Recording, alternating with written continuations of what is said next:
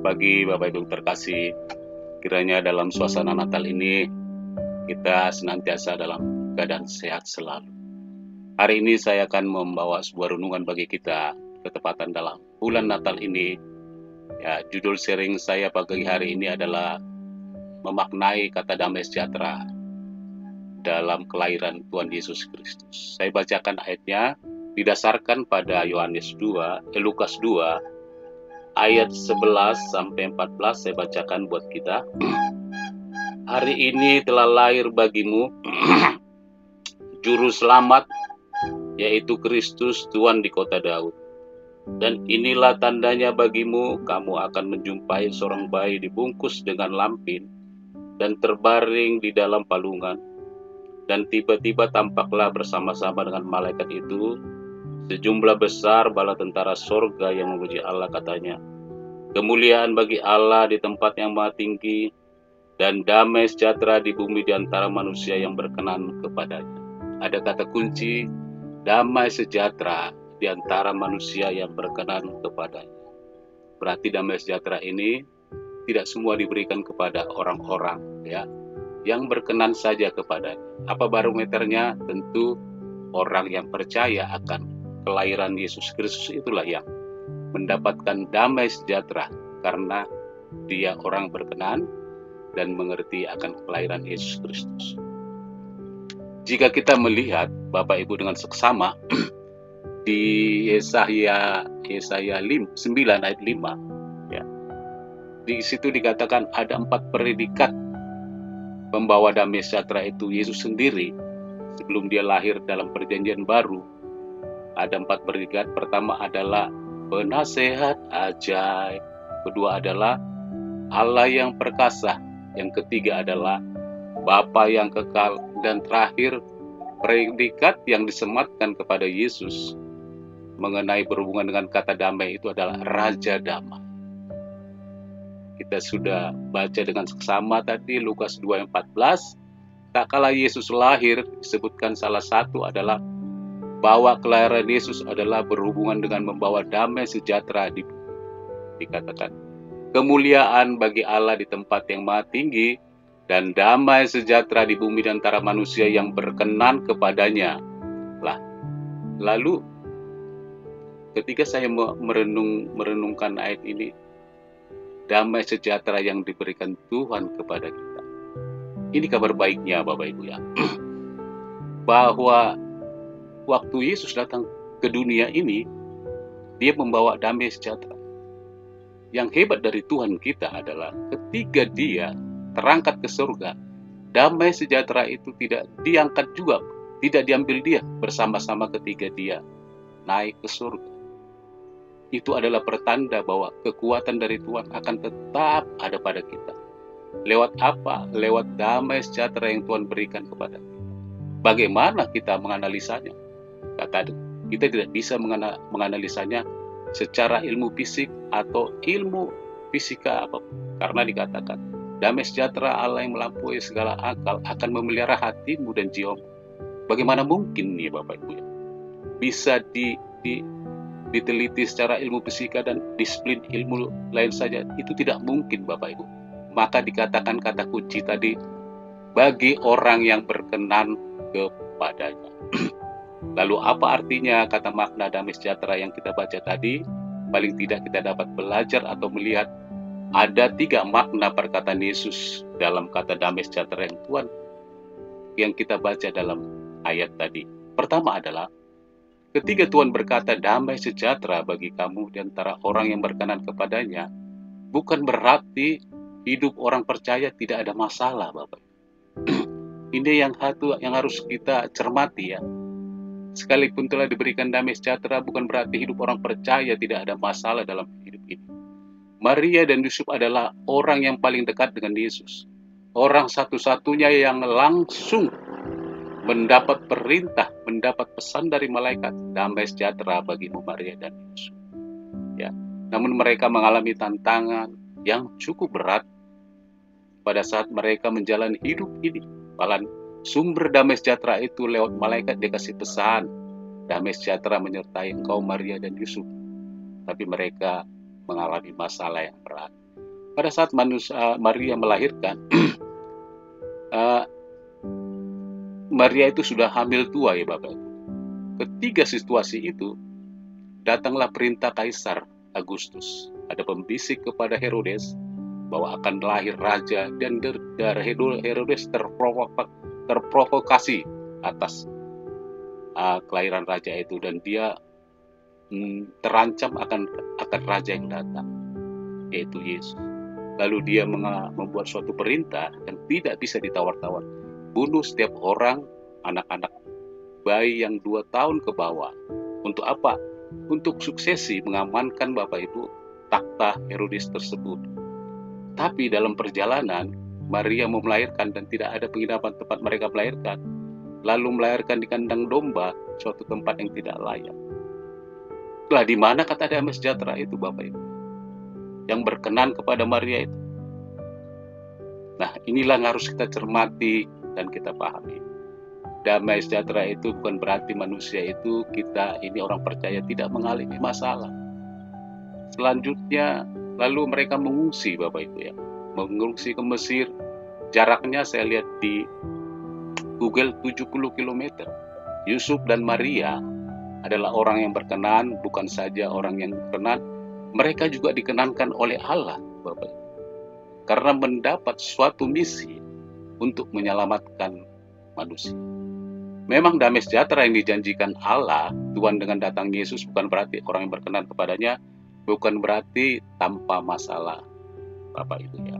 Sekalipun Maria membawa Raja Damai di dalam kandungannya, bayangkan Bapak Ibu, Raja Damai itu ada dalam kandungannya. Mereka tetap mengalami masalah. Demikian halnya dengan kita, sekalipun kita sudah ada Roh Kudus, percaya kepada Tuhan, masalah itu tetap ada dan datang. Dia tidak diundang juga datang. Apalagi kita membuat masalah. Tapi ada garansi predikat Roh Kudus yang ada dalam diri kita. Dia penasehat ajaib, Allah yang perkasa, Bapa yang kekal, dan Raja Damai. Nah, yang harus kita cermati di sini, Bapak. Sekalipun kita berdoa sungguh-sungguh, rajin dalam pelayanan, rajin memberi, ya, masalah itu tidak akan menyingkir dari kita. Tetapi ketika masalah itu datang, Allah memberi jaminan dengan 4 predikatnya tadi. Kita bisa bertanya kepada Tuhan, Tuhan, Engkau penasihat yang ajaib.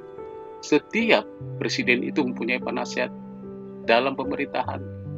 Dan kita orang percaya adalah mempunyai nasihat yang tidak kelihatan. Nasihatnya sungguh benar dan tidak bisa diragukan. Allah beri jaminan kedamaian jika kita memahami makna tersebut. Karena 4 predikat itu adalah membuat kita damai. Jangan ragukan itu Bapak. Bolehkah kita minta nasihat kepada ahli hukum? Boleh. Boleh kepada orang-orang yang ahli dalam hal-hal yang misalnya keluarga? Boleh Bapak Ibu. Tapi hal utama yang harus kita kerjakan dalam kehidupan keseharian kita adalah, utamanya kita harus minta nasihat dulu kepada Tuhan. Tuhan bimbing saya. Kau Raja Damai. Kau penasihat ajaib, Raja kekal. Ya, pemerintahan ada di pundak. Semua apa yang terjadi di dalam dunia ini ada dalam pundaknya. Nah, itulah yang dikatakan bahwa hal pertama yang kita dapatkan tadi, bahwa ketiga damai sejahtera itu dalam diri kita, bahwa bukan berarti kita tidak mengalami masalah. Secara percepat, yang kedua Bapak Ibu, makna yang kedua dalam kata damai sejahtera dalam Yohanes, Lukas 2 ayat 11 tadi yang kita baca, bahwa dalam setiap masalah Bapak Ibu terkasih, ada kemurahan Tuhan. Ini realita Bapak Ibu. Kita sudah mengalami semuanya, bahwa dalam setiap masalah ada kemurahan Tuhan yang menyertai kita. Itu menjadi penghiburan tersendiri bagi setiap pribadi Bapak Ibu. Tentu bagi orang yang berkenan kepadanya, percaya akan 4 predikat tadi. Ya, kita percaya nih, penasihat ajaib, Allah perkasa, Bapa kekal, Raja Damai. Ketiga, kita cermati bahwa persoalan-persoalan hidup itu ada kemurahannya tersendiri. dan menjadi penghiburan tersendiri bagi kita. Jadi tak kala kita menghadapi persoalan, tantangan, dan masalah dalam hidup ini, kita tetap mengalami damai sejahtera. Tentu kata kuncinya, kita harus berkenan kepadanya. Salah satu apa? Kita rajin membaca Alkitab, Bapak Ibu. Kita mendengarkan firman-Nya. Pagi, gampang sekarang membaca Alkitab. Lewat audio, lewat apapun bisa kita akses. Ketika Yusuf hendak menceraikan Maria, diam-diam itu adalah suatu masalah, Bapak. Masalah dalam pribadi Yusuf sendiri. Karena fakta di luar sana membuktikan memang ada sesuatu yang di luar hukum alam. Ya, dia tidak menikah bisa hamil. Tapi ada kemurahan Tuhan yang dialami Yusuf. Ketika Yusuf hendak menceraikan, maka malaikat Tuhan berkata lewat malaikat, Yusuf, jangan takut bahwa anak yang dikandung Maria adalah anak Roh Kudus. Itu adalah suatu nasihat, Bapak. Kalau Tuhan tidak berkata lewat malaikat, Yusuf, saya yakinkan dia akan lari, Bapak Ibu. Tapi ketika mendengarkan kata-kata nasihat itu, maka terbukalah pikirannya Yusuf. Kerangka berpikirnya jadi berubah. Ya, bahwa itu adalah sebuah kemurahan yang Yusuf alami. Nah, ketika Yesus berumur 1,5 tahun, Herodes itu hendak membunuhnya, Bapak. Nah, juga ada kemurahan Tuhan. Apa itu kemurahan Tuhan buat Maria dan Yusuf, Bapak Ibu? Ya, malaikat memberitahu mereka harus menyingkir ke Mesir. Itu adalah strategi Tuhan. Tidak ada pernah manusia yang menyatakan memberikan nasihat kepada Yusuf. Yusuf, telah terjadi suatu perintah dari Herodes. Tidak ada itu orang teman-temannya, bapak-bapaknya atau ponakannya atau omnya yang menyingkir ke Mesir. Tidak ada. Nasihat itu datang langsung dari Tuhan lewat malaikat. Itulah dikatakan penasihat ajaib Raja Damai. Sehingga damailah hati Yusuf karena perintah Tuhan itu, Bapak Ibu. Dia pergi ke Mesir, menyingkir. Nah, kita tahu bahwa Yusuf dan Maria ini adalah ya ekonomi kelas-kelas standar, Bapak Ibu ya. Mereka butuh biaya untuk biaya yang besar untuk mereka pergi menyingkir ke Mesir. Kenapa? Karena dalam perjalanan tentu banyak penyamun-penyamun. Lalu mereka mungkin mengajak keponakannya, mengajak dalam keluarga mereka. Nah, siapa yang membiayai, Bapak Ibu, dalam perjalanan? Tentu Yusuf. Ya, itu bisa kita pastikan. Tolonglah saya. Nah, bagaimana kita membuktikan bahwa Yusuf ini orang-orang yang Yusuf dan Maria adalah orang-orang yang sederhana? Dari persembahan mereka, Bapak Ibu. Dikatakan ketika Yesus berumur 8 tahun, mereka membawa Yesus ke bait Allah. Dan apa yang mereka persembahkan? Sepasang burung tekukur dan 2 ekor anak merpati. Itu adalah persembahan yang paling sederhana. Kalau kita aplikasikan, ya 5.000, 2.000 perak lah persembahannya, Bapak Ibu. Nah, mereka termasuk ekonomi yang standar, ekonomi lemah lah ya, Bapak Ibu, menengah ke bawah. Tapi itu ada kemurahan tersendiri, Bapak Ibu. Dan mereka membawa sepasang burung tekukur dan 2 ekor anak merpati. Itu standar persembahan paling rendah ya, Bapak Ibu. Kalau dia kaya, dia bawa domba atau kambing. Nah, mereka tinggal kurang lebih 3 tahun, Bapak Ibu. Dari mana mereka makan? Mereka tidak bisa mencari pencarian di sana, mata pencarian. Karena di negara lain, Bapak Ibu, lagi hamil tua, Bapak. Tentu persoalan itu punya kemurahannya tersendiri. Karena ada damai sejahtera dalam diri Yusuf. Kalau tidak ada damai sejahtera, maka persoalan itu, maka hidup mereka akan berantakan, Bapak. Itulah kekuatan sebuah damai sejahtera yang diberikan Tuhan dalam kita, melampaui segala akal, Bapak Ibu. Tidak ada disiplin ilmu yang bisa membuktikan bahwa ketika kita dekat Tuhan, damai sejahtera itu menguasai hati kita, sehingga kita bisa berpikir tenang, kerangka berpikir kita bagus, karena kita tahu bahwa Allah perkasa, Bapa yang kekal, penasihat ajaib itu akan menolong kita dalam hidup ini. Jadi setiap masalah itu yang kita alami, baik khususnya dalam Natal ini Bapak Ibu, ada kemurahannya tersendiri. Jangan cemas, jangan khawatir, ya. Mungkin kita hendak membagiankan orang tua tapi kita finansial kurang. Jangan cemas. Kita ucapkan Natal kepada orang tua. Satu hal lagi nih Bapak Ibu, terhadap musuh-musuh kita Bapak Ibu. Orang yang menyakiti kita, yang pernah berkata miring kepada kita. Ada kemurahan yang tersendiri. Apa yang harus kita lakukan? Kemurahan tersendiri adalah kita harus menelpon. Selamat hari Natal. Kita yang mulai Bapak Ibu. Kuatkah kita? Kuat. Karena jaminannya adalah damai sejahtera. Jika jaminannya adalah penasihat ajaib. Kalau kita mendengarkan nasihat yang ajaib itu, ampunilah musuh. Tentu damai sejahtera itu ada dalam diri kita dalam menyambut kerangka Natal yang akan datang dalam beberapa hari ke depan. Tanggal 12, mungkin kita mendapat porsi yang lebih besar di Natal Kelapa Gadingnya, di Natal Kedoya, di Natal Bekasi, porsi-porsi itu. Mari jangan lewatkan Bapak Ibu. Nasihat ajaib Allah yang perkasa, pertama Raja Damai, ya, yaitu damai sejahtera. Mari Bapak Ibu, bawa keluarga kita, bawa apa saja supaya mereka mengalami damai sejahtera bagi orang yang berkenan kepadanya. Oleh sebab itu Bapak Ibu, marilah kita mengalami damai karena kita adalah orang-orang yang berkenan kepada. Yang ketiga yang dapat kita pelajari secara cepat adalah bahwa sumber masalah yang tidak menyebabkan kedamaian itu sudah dikalahkan oleh Yesus, yaitu iblis yang sering menteror kita di kayu salib. Aku sudah merumuhkan kepalanya. Tapi Tuhan sudah mengalahkan iblis. Bukan berarti iblis itu tidak mengganggu kita, Bapak Ibu. Ya, saya bacakan Yohanes 3:6 bahwa dikatakan di sini bahwa untuk inilah anak Allah menyatakan dirinya, yaitu supaya ia membinasakan perbuatan-perbuatan iblis. Sudah dibinasakan, ya. Sudah dibinasakan Bapak Ibu. Tinggal kita aja yang mau mempraktekkan, menerima nasihat itu. Bagaimana caranya? Lawanlah iblis, ya. Kita harus lawan dan kita tenang, ya. Lawanlah persoalan di bulan Natal ini.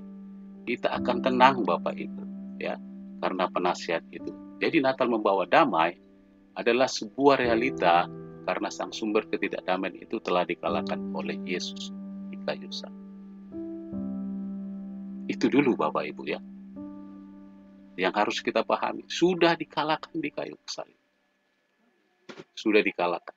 Jadi kalau kita terus berkenan kepada Tuhan, maka iblis akan susah sekali untuk mengecoh kita, ya. Karena kita sudah minta nasihat, kita datang kepada nasihat itu lewat firman-Nya tiap pagi. Pimpin saya Tuhan. Jadi kita tidak terjebak kepada salah kebijakan dalam di kantor, dalam pelayanan, dalam hal perkataan kepada anak-anak dan kepada teman-teman kita. Karena ada nasihat-nasihat positif dalam diri kita Bapak Ibu, ya. Yang kita sehingga orang yang dulunya tidak berkenan kepada Tuhan, karena nasihat yang datang dari mulut kita, dia menjadi berkenan kepada Tuhan. Itulah luar biasanya. Damai sejahtera yang ada, yang Tuhan tinggalkan pada kita, ada dalam hati kita. Kita berikan kepada orang. Tentu dengan berbagai macam sapaan. Kalau kita punya nilai lebih, berikan Bapak Ibu materi yang membuat mereka sukacita. Dan itu wajib hukumnya Bapak Ibu di bulan Natal ini, ya. Tidak ada nilai nominalnya, yaitu action aja Bapak Ibu, bahwa kita memberikan damai kepada orang, ya. Saya di sini anak-anak saya kumpulin, anak-anak balita, ya. Saya berikan coklat satu-satu, mereka senang Bapak Ibu. Saya tumpang tangannya, palanya, mau Islam mau apa, saya tumpang tangan. Ayo anak baik, anak baik, anak baik. Anak baik, semua anak baik. Udah pulang ya, dadah. Nah, itu nggak ada nilai nominalnya Bapak.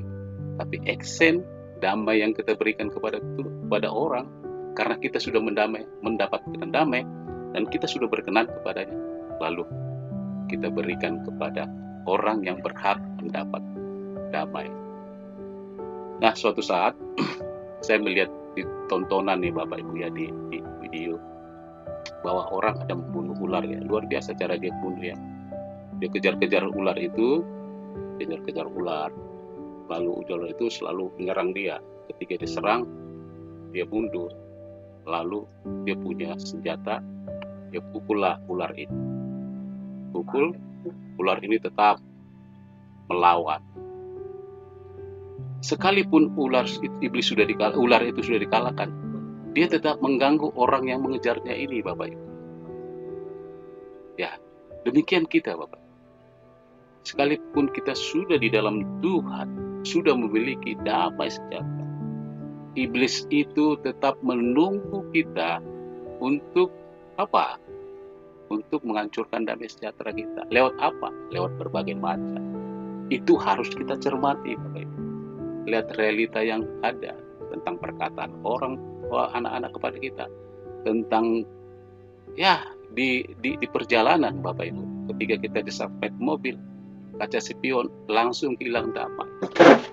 Padahal itu semua di luar tubuh kita sudah hilang damai. Itulah sebabnya dikatakan dalam firman Tuhan, di mana hatimu berada, di mana hartamu berada, disitulah hatimu berada. Nah, ketika saya melihat di dalam perjalanan bahwa gampang sekali orang terprovokasi pikirannya, cuman disenggol spionnya sudah keluar dari mobil dan teriak-teriak. Ya, nah, itu akan menghilangkan damai sejahtera kita. Ketika saya di lampu merah, ya, ada seorang, saya lampu merah, saya main handphone, nunggu lampu merah, tiba-tiba ada seorang pengendara motor menyerempet spion mobil saya. Saya terkejut. Lalu saya berkata, Tuhan berkati orang. Ini di luar tubuh. Tidak ada yang penyok. Cuman bergeser saja sekian derajat kaca spion. Sudahlah, orang itu lari. Dan biasanya begitu Bapak Ibu. Pengendara motor itu tidak bertanggung jawab. Mari Bapak Ibu. Hal-hal demikian jangan sampai menghilangkan damai sejahtera kita. Ya. Karena kita orang yang berkenan kepadanya. Seperti saya katakan, sekalipun kita sudah berkenan kepadanya, ada damai sejahtera dalam diri kita. Bukan berarti di sekeliling kita tidak mengganggu kita. Iblis bisa saja mengganggu kita. Tapi syaratnya Bapak Ibu tidak perlu takut lagi. Karena ada predikat 4 tadi.